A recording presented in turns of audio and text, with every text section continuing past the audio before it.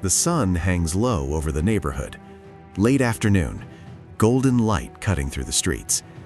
This isn't the tourist part of the city. This is where people work hard, where rent is a struggle, where everyone knows everyone. Graffiti covers the brick walls. Some of it art, some of it tags marking territory. Music blasts from cars parked along the curb, bass rattling windows. People move with purpose, walking fast, heads down, minding their business. Because here, you learn the rules early. Keep your eyes forward. Don't get involved. Mind your business. On the corner of Martin Luther King Boulevard and 3rd Street, a group of 5 men controls the block. They've been here for months. Every day, same spot, same routine. They hassle people walking by, demand respect from shop owners, intimidate anyone who looks at them wrong. The bodega owner pays them $20 a week just to avoid trouble. The elderly woman who runs the laundromat crosses the street to avoid them. Teenagers walk the long way home from school. Most people just move faster when they pass that corner. Eyes down, silent, because confrontation here doesn't end well. The 5 men enjoy the fear they create. It gives them power, control, status. Today feels like any other day. The same music, the same people hurrying past, the same quiet intimidation. Then, at 4:47 p.m., a black SUV slowly turns onto the street. Tinted windows, clean, out of place. It moves deliberately, not fast, not hesitant, just steady. The SUV pulls to the curb 3 buildings down from the corner. The engine cuts off. For a moment, nothing happens. The 5 men notice. One of them nudges another. They watch. The driver's door opens. A man steps out. Older, maybe 60-something. Long dark hair pulled back. Black jacket, black jeans, boots. He doesn't look around nervously, doesn't check his surroundings like someone lost. He just stands there for a second, calm, observing. Then he starts walking toward the corner store, right past the 5 men. Steven Seagal.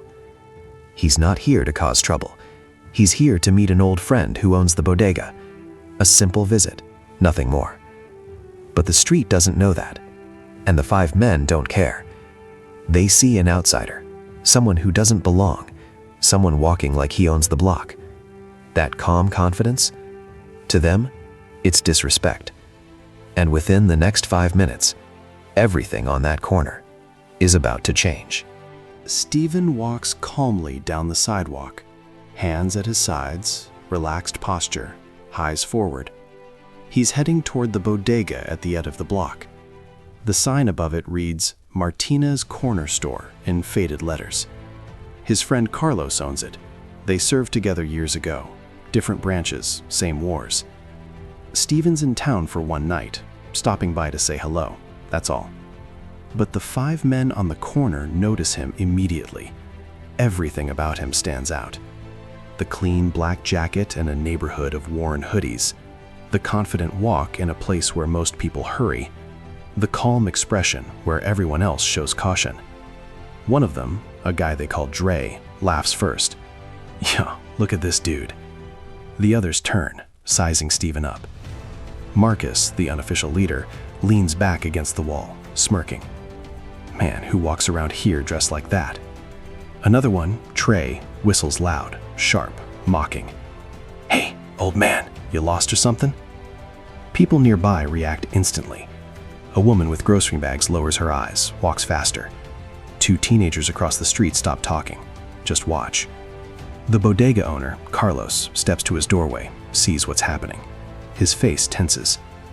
Steven doesn't react to the catcalls. Doesn't look over, doesn't change his pace. Just keeps walking.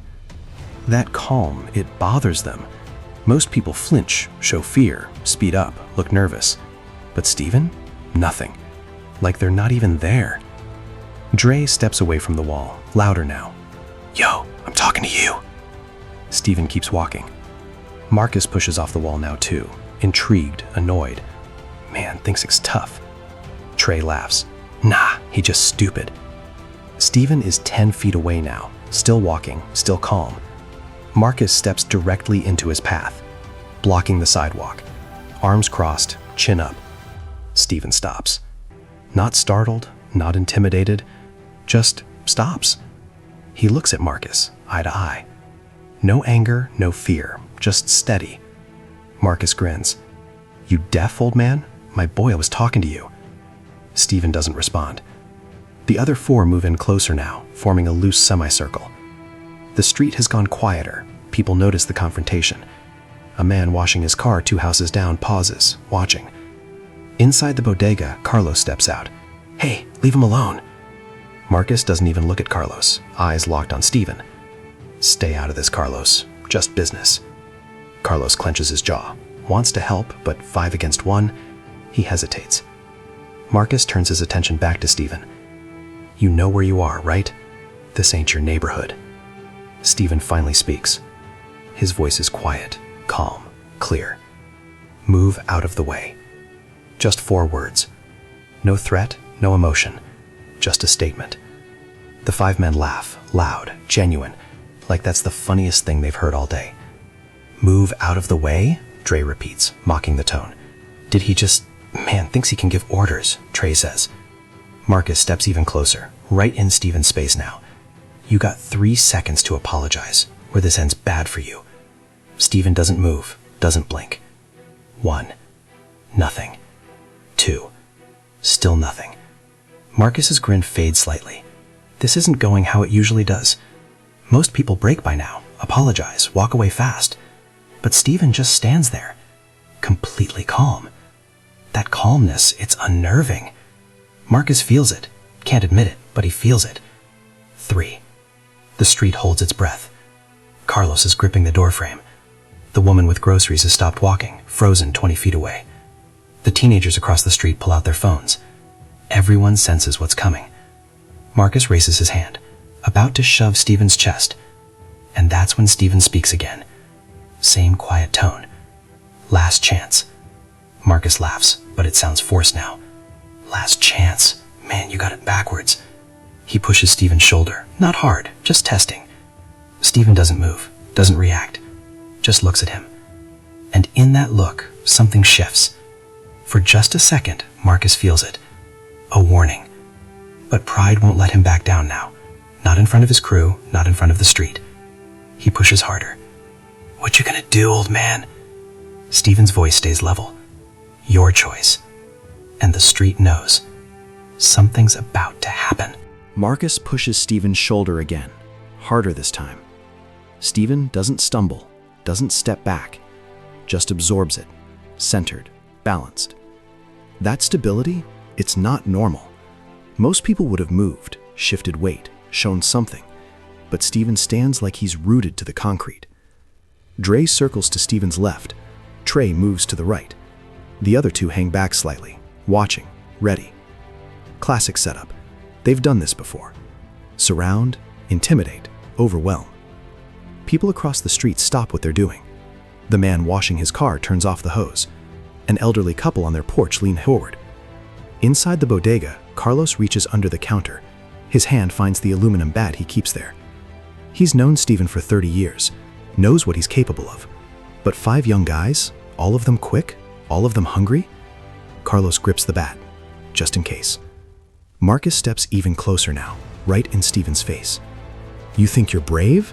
His voice is loud, performing for the street. "Or just stupid?" Steven doesn't answer. That silence, it's louder than any comeback. Marcus feels the eyes on him, his crew, the neighborhood, the phones recording. He can't back down now. "Answer me." Steven's eyes don't leave Marcus's face. Calm, steady, reading him. Marcus sees something in that look he doesn't like. Experience. Certainty. Control. For just a second, doubt flickers across Marcus's face. Then pride crushes it down.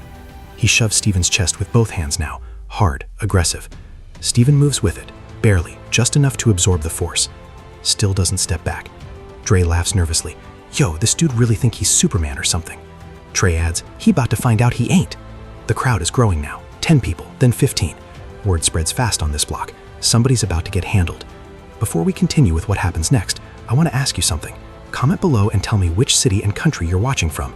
This channel reaches people from all over the world, from New York to London, from Lagos to Manila, from Sao Paulo to Sydney, and it's always amazing to see where everyone is watching from.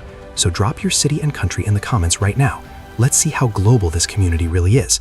Now, let's get back to the story, because what happens next, nobody expected. Steven finally speaks again. His voice is quiet, but everyone hears it. Last chance. Walk away.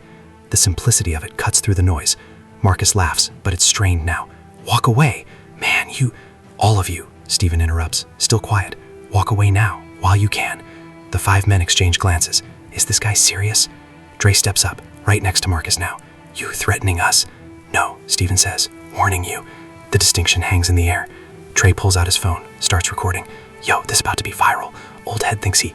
Marcus cuts him enough talk. He looks at Dre, nods. Dre understands. They've done this dance before. He steps forward, aggressive, fast, and throws a wild right hook aimed at Steven's head. The punch is fast, committed, mean. But the moment it leaves Dre's shoulder, Steven moves. Not dramatic, not flashy, just precise. His hand intercepts Dre's wrist, guides it past his face. His other hand finds Dre's elbow, and in one smooth, flowing motion, Dre's own momentum carries him forward and down. He hits the concrete, hard. The sound echoes down the block. Everyone freezes. Dre is on his hands and knees, stunned, trying to figure out what just happened. He threw a punch. Now he's on the ground, and Steven didn't even look like he tried. The street goes completely silent. Even the music from the cars seems quieter. Marcus stares, his mouth slightly open. Dre lowers his phone, forgets he's recording. The other two take an involuntary step back. Inside the bodega, Carlos lets out a breath he didn't know he was holding. Across the street, the elderly couple exchange a look. The woman whispers to her husband, "Who is that man?" And someone in the crowd, a young guy in a Nets jersey, says it out loud. Quiet at first, then louder. Yo, that's Steven Seagal. The name ripples through the watchers. Wait, the movie guy. Nah, that's really him. I thought he was just acting. Marcus hears the whispers, sees his boy on the ground, and for the first time today, he realizes he made a mistake. Dre scrambles to his feet, face flushed, embarrassed. That was lucky, he mutters, trying to save face. But everyone saw it. The ease, the control. Marcus's eyes narrow, calculating, reevaluating. Steven stands in the exact same spot, hands at his sides, breathing normal, like nothing happened. Trey steps forward now. Aight, old man got one move. Let's see if he got two. He rushes in, faster than Dre, more committed. A heavy overhand right, following with a left to the body. Street fighting, raw, effective against most people. Steven sidesteps the right. Minimal movement, just enough. The left comes in. Steven's forearm redirects it. Gentle pressure, changes the angle. Trey's momentum carries him forward, off balance. Steven's hand finds his shoulder, guides him past. Trey stumbles, catches himself against a parked car. 2 men down, well, redirected. And Steven still hasn't thrown a single strike. The crowd is buzzing now. Did you see that? He's not even trying. They can't touch him. Marcus feels the shift, the power dynamic changing. His boys are getting handled, and the street is watching. He looks at the remaining 2. Both of you, together. They hesitate, just for a second, then move in from different angles. Classic pincer, one high, one low. Steven doesn't panic, doesn't rush. He waits, reads their approach. The first one lunges. Steven pivots, uses the attacker's momentum to move him into the path of the second. They collide, stumble into each other. Steven steps back, giving them space to recover. 4 men now, all breathing hard, all frustrated. And Steven, completely calm. Carlos steps out of the bodega, bat visible in his hand now. That's enough. You boys need to leave. Marcus ignores him, eyes locked on Steven. Who are you, man? Really? Steven doesn't answer. The young guy in the Nets jersey speaks up from the crowd. I told you, that's Steven Seagal. He's a real martial artist. Another voice. From the movies? Nah, he was doing this before the movies. He's the real deal. The whispers spread. Marcus hears them, processes. Steven Seagal. He's heard the name, seen some movies, thought it was Hollywood nonsense. But this is different. This is real. Marcus looks at his crew, all of them winded. None of them landed a single hit. And Steven hasn't even broken a sweat. Pride tells Marcus to keep going, to prove something. But survival instinct, the one that kept him alive this long, says stop. He holds up a hand. Hold up, everybody chill. His crew looks confused. Marcus, we can... I said chill, Marcus repeats, firm. He turns to Steven. Different tone now. Not respectful exactly, but acknowledging reality. You made your point. Steven nods once. Good. But this is our block, Marcus adds. Can't let it go completely. You need to understand that. Steven's response is quiet, measured. I'm here to see my friend, that's all. I'm not trying to take anything from you. Marcus studies him, looking for deception, finds none. Carlos? Marcus calls out. Carlos steps forward, still gripping the bat. This your people? Carlos nods. Known him 30 years. He's good people, Marcus. He's not here to start trouble. Marcus looks between them, the street watching, his crew waiting for direction. Pride wars with pragmatism. He could keep pushing, try to save face. Or he could read the situation, understand he's outmatched. 5 of them couldn't touch one man. What happens if they keep going? Someone gets hurt, for real. Police show up. And for what? To prove something everyone can already see isn't true? Marcus steps back, slowly. You get a pass, this time. Trying to maintain some authority. Steven doesn't argue, doesn't correct him, just accepts it. Appreciate it, Steven says simply. Marcus gestures to his crew. Come on, we out. They gather slowly, reluctant, embarrassed. Dre mutters something under his breath. Marcus shoots him a look. Walk away, now. They start moving, down the block, away from the corner. The crowd parts for them, silent. No one mocks them, not openly, but everyone knows what just happened. 5 men walked up to one, and 5 men walked away without landing a single hit. The street learned something today, and it wasn't what anyone expected. Marcus and his crew disappear around the corner. The street stays quiet for another moment. Then someone starts clapping. Slow at first, one person. Then another joins in. Then another. Within seconds, a dozen people are applauding. Not loud, not theatrical, just respect. Steven raises a hand slightly, acknowledging them, then lowers it. He's not here for celebration. Carlos walks over, still holding the bat, a grin spreading across his face. Hermano, Carlos says, shaking his head. 30 years I know you, and you still surprise me. Steven smiles, small, genuine. Good to see you too, Carlos. They embrace, quick, the kind of hug men who've been through war share. Carlos steps back. You hungry? I got fresh sandwiches in back, on the house. That's why I came, Steven says. They start toward the bodega. The young guy in the Nets jersey approaches, hesitant. Excuse me, Mr. Seagal? Steven turns, patient. Yeah? I wanted to say that was incredible. I've seen your movies, but I didn't know. The movies are movies, Steven says gently. But the training is real. Been doing it since I was a kid. The young guy nods, absorbing that. Can I ask you something? Sure. Why didn't you hit them? You could have, easily. Steven considers the question.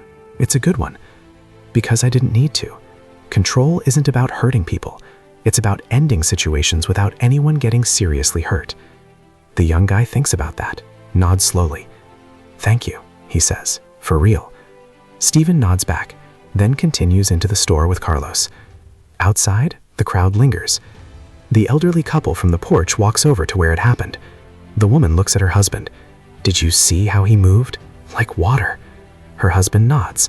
5 young men, and not one of them could touch him. He didn't even look angry, she says. Just calm. Across the street, a teenager who watched everything pulls out his phone, opens Instagram, starts typing. Yo, just saw Steven Seagal handle 5 dudes on MLK Boulevard without throwing a single punch. Real martial arts is different. #respect. He hits post. Within minutes, it's being shared.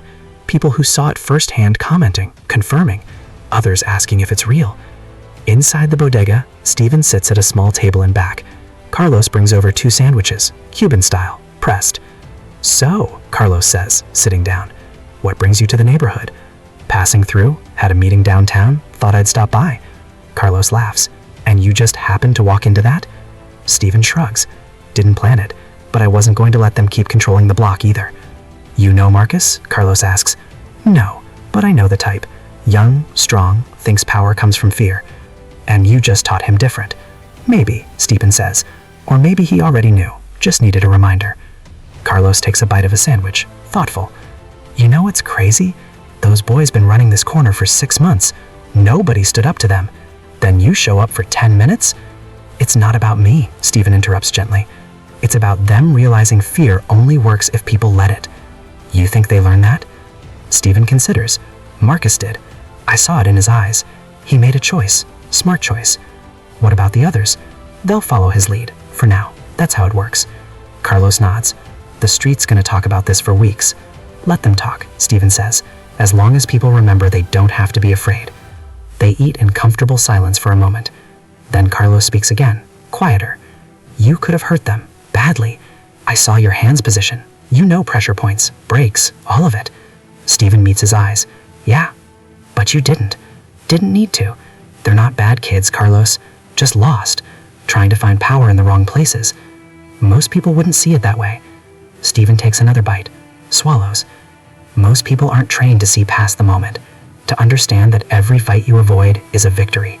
Every person you don't hurt is a choice. Carlos raises his coffee. To choices, then. Steven taps his bottle of water against it.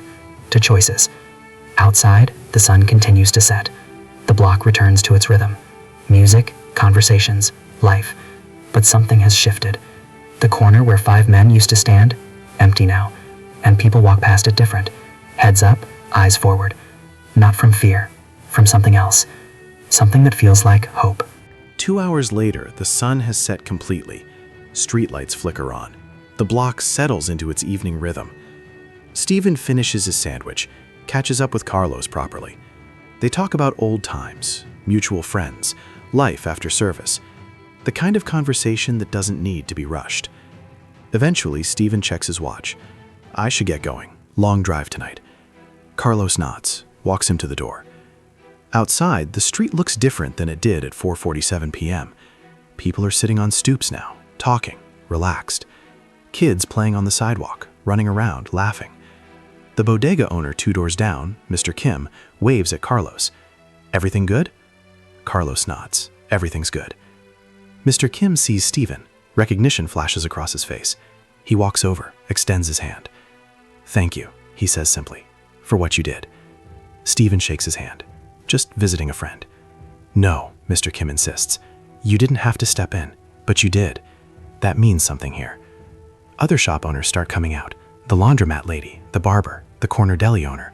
All of them nodding, acknowledging. Not making a big deal of it. Just seeing him. Steven feels slightly uncomfortable with the attention. Really, I was just... We know, the barber says, an older black man with gray in his beard. But we also know what that corner was like, what those boys were doing. The laundromat lady adds, my customers were afraid to come here after dark, for months. And now, Carlos asks. She looks around, at the kids playing, the people sitting outside. Now it feels like our block again. Steven nods, understanding. This wasn't about him being a hero. This was about a community getting a moment of peace, a reminder that they didn't have to accept fear as normal. The elderly couple from earlier walks by. The woman stops. Young man, she says, even though Steven is in his 60s, you have a gift. The way you moved today, like a dancer, but controlled, purposeful. Thank you, ma'am, Steven says. A lot of years of training. And restraint, her husband adds. You could have hurt those boys, but you chose not to. That's wisdom, not just skill. Steven dips his head, respectful. The couple continues their evening walk. Carlos leans against the doorframe. You see what you did? I didn't do anything, Steven says quietly. They did it themselves. I just gave them a reason to think twice. And that's enough, Carlos says. Sometimes that's all it takes. One moment, one choice, changes everything. Steven pulls his keys from his pocket. You staying safe, hermano? Always, Carlos says. This neighborhood, it's got problems, but it's got good people too. People who look out for each other. They embrace again, firmer this time. Don't be a stranger, Steven says. Never. Steven walks to his SUV, unlocks it. Before he gets in, he looks back at the corner, the spot where 5 men stood just hours ago. Now it's just empty sidewalk. A kid rides by on a bike. No hesitation, no fear. Steven smiles slightly, gets in the SUV, starts the engine. As he pulls away from the curb, he passes the young guy in the Nets jersey. The kid waves. Steven nods back. In the rearview mirror, he watches the block fade. People talking, laughing, living, the way it should be. He turns onto the main street, heading toward the highway. Back to his life, his schedule, his responsibilities. But tonight, he knows something changed. Not because of violence, not because of fear, but because someone stood up, stayed calm, and reminded a street that power doesn't have to come from intimidation. It can come from control, from discipline, from knowing when to act and when to show restraint. That's not movie martial arts, that's real martial arts. And on a corner in the hood, for just one evening, Justice looked like a man who refused to throw a punch, who redirected violence instead of adding to it, who walked away leaving people safer than he found them. That's urban justice. Not perfect, not permanent, but real. And sometimes that's enough. The most dangerous person in the room isn't always the loudest. Sometimes it's the one who stays calm, who controls the chaos instead of adding to it, who understands that real power doesn't need to prove itself. If you enjoyed this story, share it with someone who needs to hear it. And remember, strength without control is just chaos, but control without violence, that's mastery.